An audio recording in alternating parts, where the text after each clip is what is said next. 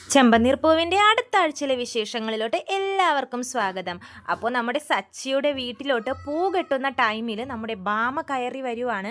അപ്പോൾ ബാമ ചോദിക്കുന്നുണ്ട്, എന്താ ഇവിടെ വിശേഷം എന്ന് പറയുമ്പോൾ അച്ഛൻ പറയുന്നുണ്ട്, സച്ചിക്കൊരു സമൂഹ വിവാഹത്തിന് വേണ്ടി 500 പൂമാല കെട്ടാനുള്ള ഓർഡർ കിട്ടിയിട്ടുണ്ട്.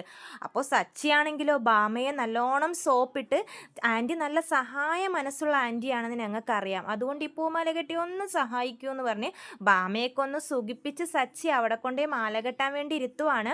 പിന്നീട് അങ്ങോട്ട് അവിടെ ആഘോഷരാവാണ്. പൂകെട്ടലിൻ്റെ ഇടയിൽ വർഷയുടെയും ശ്രീകാന്തിൻ്റെയും ഡാൻസും രേവതിയുടെ പാട്ടും അങ്ങനെയെല്ലാം ആയി കളർഫുള്ളാണ് നമ്മുടെ ചെമ്പനീർ പൂവ് അടുത്ത ആഴ്ച. അതിൻ്റെ ഇടയിലാണ് ഒരു പ്രശ്നം കടന്നു വരുന്നത്. അതെന്താണെന്ന് വെച്ചാൽ നമ്മുടെ ആൻ്റണി സച്ചിയോടും രേവതിയോടും ദേഷ്യം ഇങ്ങനെ കൂടിയിരിക്കുവാണല്ലോ ആൻ്റണിക്ക്. അപ്പോൾ അത് തീർക്കാനുള്ള ഒരു അവസരമായി ആൻ്റണി ഈ മാല കെട്ടലിനെ കാണുന്നു. എങ്ങനെയാണെന്ന് വെച്ചാൽ സച്ചിയുടെയും രേവതിയുടെയും പൂമാല കെട്ടിക്കൊണ്ടുപോകുന്ന വണ്ടി ആൻ്റണി മോഷ്ടിക്കുകയാണ്.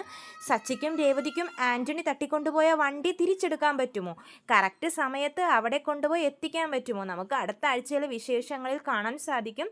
അപ്പോൾ കൂടുതൽ വിശേഷങ്ങൾ എൻ്റെ ചാനലിലൂടെ ഞാൻ അപ്ലോഡ് ചെയ്യുന്നതാണ്. സബ്സ്ക്രൈബ് ചെയ്യാത്തവരുണ്ടെങ്കിൽ സബ്സ്ക്രൈബ് ചെയ്യണേ. ചെമ്പനീർപ്പൂവിൻ്റെ വിശേഷങ്ങൾക്കായി എൻ്റെ ചാനൽ സബ്സ്ക്രൈബ് ചെയ്യാൻ മറക്കരുതേ. എല്ലാവർക്കും നന്ദി.